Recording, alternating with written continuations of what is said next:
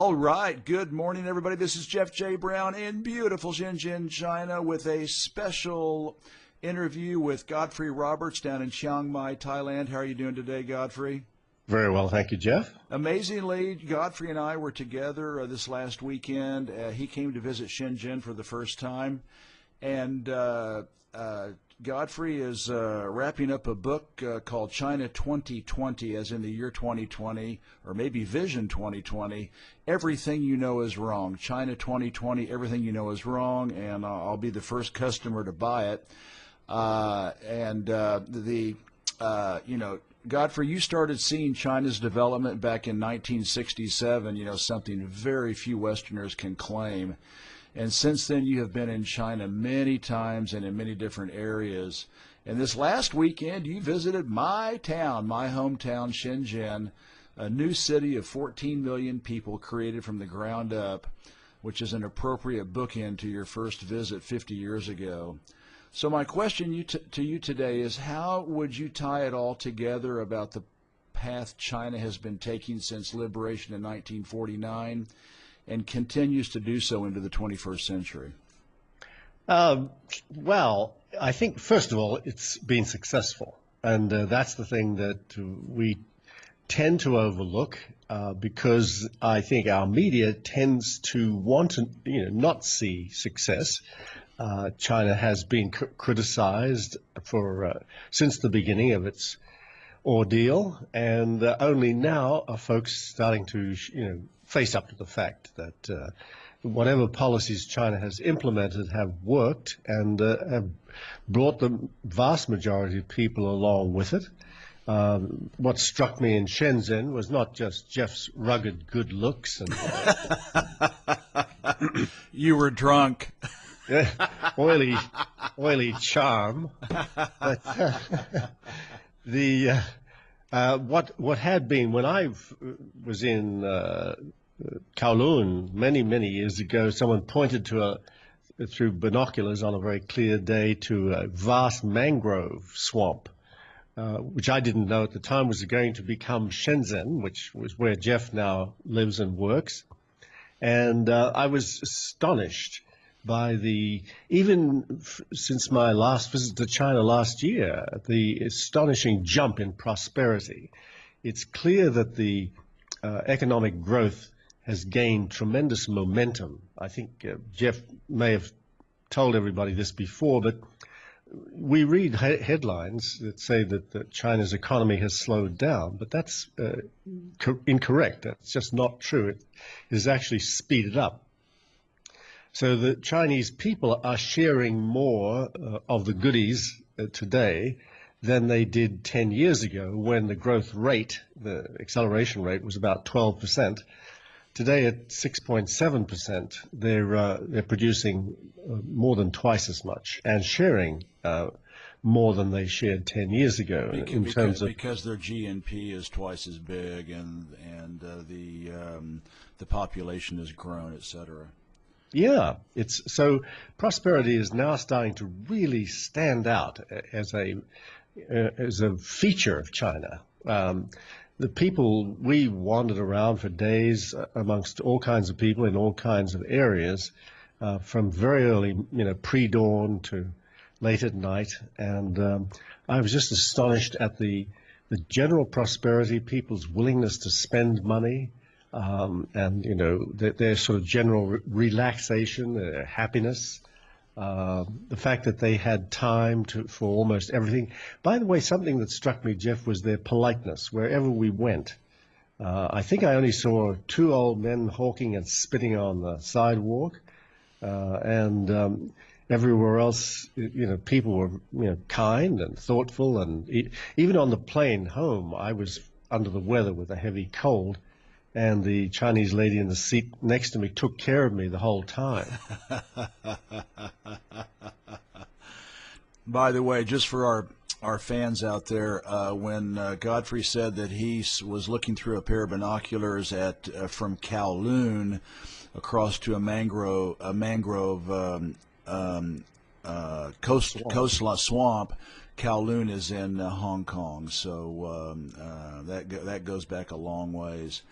Yeah, the people here in Shenzhen are nice, and I'll be honest, I mean, Beijingers are, Beijingers, Shanghai, they tend to be a little bit more, abrupt and aggressive, and but the people here in Shenzhen are just lovely because it didn't exist until I mean, there was nothing here until 1980.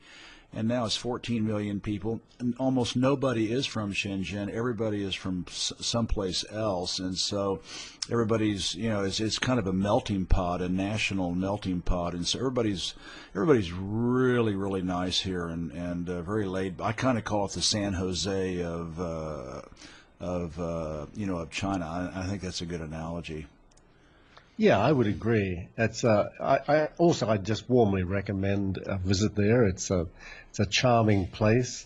But the other thing was that struck me, and this is something that Jeff pointed out too, was the ubiquity of propaganda. And of course, propaganda in China doesn't mean what it means in the West. It's the government's responsibility to share useful information with people and make sure to get the word out to everybody quickly. Hey, this works. Here's an idea. Here's something that's been tested. Here's something we should all get on board with. The campaign that was on when I was visiting with Jeff was about the 12 Virtues of Communism. Which, incidentally, if you Google that, it doesn't exist. So apparently, communism doesn't have Well, I think if you probably tried socialism, maybe the 12 Virtues of Socialism, they have some English name for it, but it's just an easy moniker. The 12 Virtues of Communism or Socialism, and they include democracy and freedom and perseverance and friendship and harmony and the rule of law. And there's 12 of them, and they are everywhere. And but when you're managing a country with 1.4 billion people, and you want economic prosperity and social harmony, everybody has to be on the same page, and and everybody has to be working together in the same direction. And so these constant messages are everywhere. We were just in Zhaoqing, east of Guangzhou a couple of weekends ago with my wife and I, and it was even more accentuated. It's even more accentuated in the provincial towns. So yeah, you're right. It's everywhere, but the Chinese understand that, and the Chinese have been practicing propaganda for 5,000 years, which is why it's still in existence and so prosperous. Yeah, and something else too that we forget is that China was a real wreck socially and ethically and so forth until 1950. It was in the worst shape it had ever been, and they have to rebuild that society and that culture. And this is part of that rebuilding process, is to get everybody back. Hey, remember, we used to be polite and kind and thoughtful to each other instead of selling our children on the street. Yeah. Due to Western imperialism and Japanese imperialism and 110 years of opium addiction, thanks to the British and the Americans, and it goes on and on. Yeah. Yeah, also we tend to lose perspective when you just said, you're managing the lives of 1.4 billion people. It gives you a different take. I was talking to an American professor the other day who was in Beijing for a big conference, and he got to meet the vice minister for communications, I think it was. And so the professor was, an ardent human rights advocate, and he brought up the case of a Chinese professor who had been arrested for something he'd done, speaking out about something, and he had been detained. And so my professor friend said to the minister, he said, well, what about Liu Xiaobo, this man? And the minister said, well, could you just refresh my memory? And he said, the name doesn't ring a bell. So he told him about the case, and the Prime Minister said, took his arm, he said rather warmly, and said, "I think you need to see this from a different perspective." He said, "When I get up in the morning, I'm responsible for 1.4 billion people." He said, if a professor gets a little badly treated, he said, it's not something that would come immediately to my attention. And truth be told, if he's gotten to that point where he is, and he could be, you know, in the wrong place at the wrong time, but there's a good chance that he's an asset of the West, and being managed by you know, the Department of State / U.S. Embassy / CIA. Unfortunately, that's what happens a lot of the time. So Yeah, I was on a forum the other day, and they brought up 2 or 3 cases of guys, people I'd never heard of. You know, they were human rights heroes, and out of the blue, I said, "Well, I mean, how many of them are on the U.S. payroll?" And the other people laughed. They said, "Oh, don't be stupid."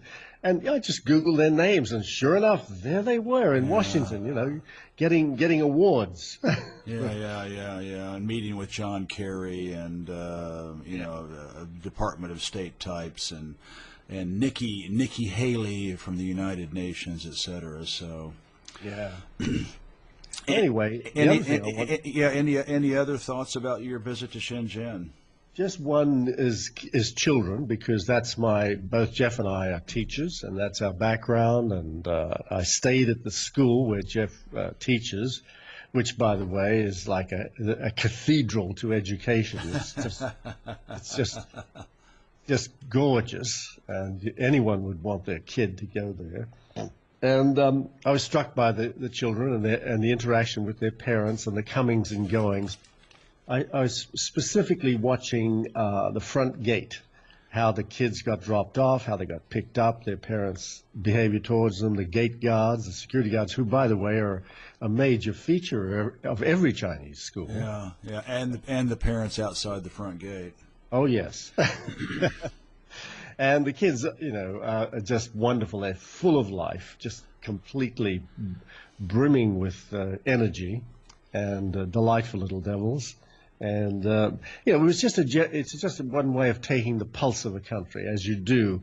I do things like security guards and waitresses and cops and those folks who are not high up in the hierarchy at all. So you can often tell the temperature of a country by how they behave. And this in Shenzhen, it was really excellent. It was good to see that everyone is in a good mood. Everyone's trying to be helpful. And as I said, everyone's prosperous. Mm-hmm. Well, that's for sure. Well, listen, Godfrey, you've got a book to finish, and I've got a book to finish, and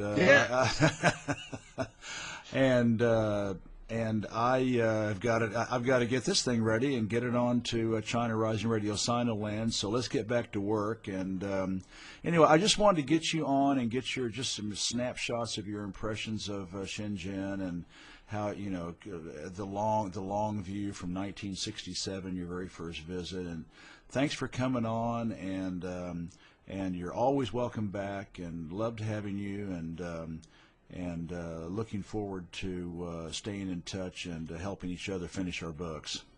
Thanks a lot, Jeff. Talk to you later. Bye-bye. Bye-bye.